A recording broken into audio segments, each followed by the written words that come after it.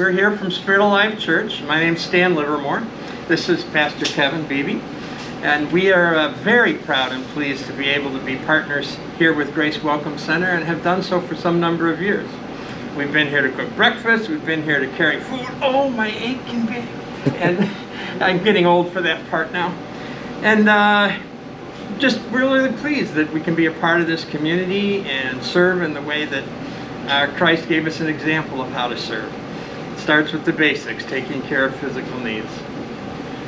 Yeah, back in 2019, when I first arrived in September as the pastor here at Spirit Alive, it was very much like, I think of the first disciples on the Sea of Galilee. I think of the moment I got here wondering, and our church was hungry to do something in our community, and I met with Pastor Jonathan, and he said, come and see the Messiah at work.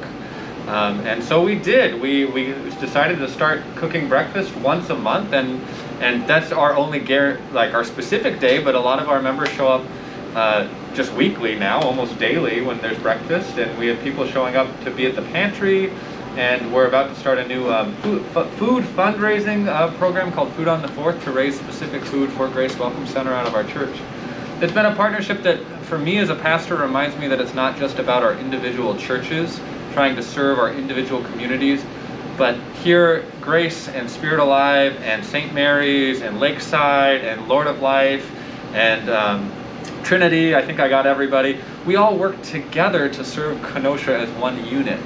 And St. Paul's, I forgot St. Paul's. Work together as one church to serve the community rather than us all trying to do it individually, which I think is a much more wholesome model for the church going into the future. Gives me hope. Well, I suppose one of the first thoughts on hope that comes to my mind is going back to pre-COVID days, when in our dining room here we might have 75 or 80 folks coming in as our guests to join us for breakfast. And there's community organizations here. Shalom Center is here talking about housing needs. We have a dentist who's here making appointments and travel arrangements to get people in for dental attention. We have barbers and hairstylists here setting up appointments to get folks tended to for their needs in that way. It was just such an amazing thing to see so many pieces of the community coming together. Now, of course, COVID's challenging that. We're serving outside, but we still have the ability for folks to come in and get a shower. We still have the opportunity to get clean underclothes. We still have the opportunity to get people winter boots, winter coats, winter hats. We have other partners helping with that. The LCA Outreach Center is huge on the clothing aspect, as well as infant care, pro bono legal services, tons of other things they're doing in the community. So there's a lot going on that can really instill hope. It has instilled hope for us. I think I noticed too the hope of relationship that's created at a place like Grace. Like much of our synod, our urban centers have experienced white flight and have experienced a contention of poverty in the center as communities that are wealthier start moving to the edge. And that includes a lot of the people who would call our ELCA Lutheran churches home. They've moved to the edge, or they've been made disconnected from part of our city that's really the heart of our town.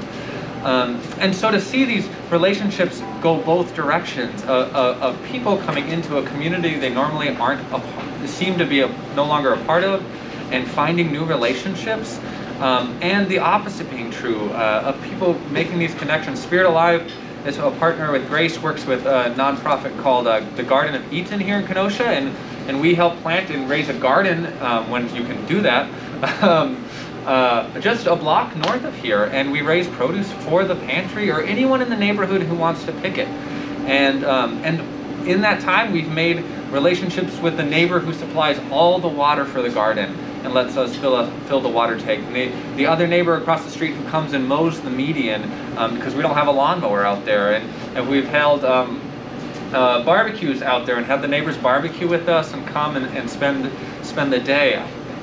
If anything gives me hope about this place, it's not just that people are being fed with food or they're finding a shower. It's that Grace has been a hub for our churches to help rekindle relationships here in Kenosha between all peoples, regardless of race, gender, economic status, to be a full body of Christ in one location.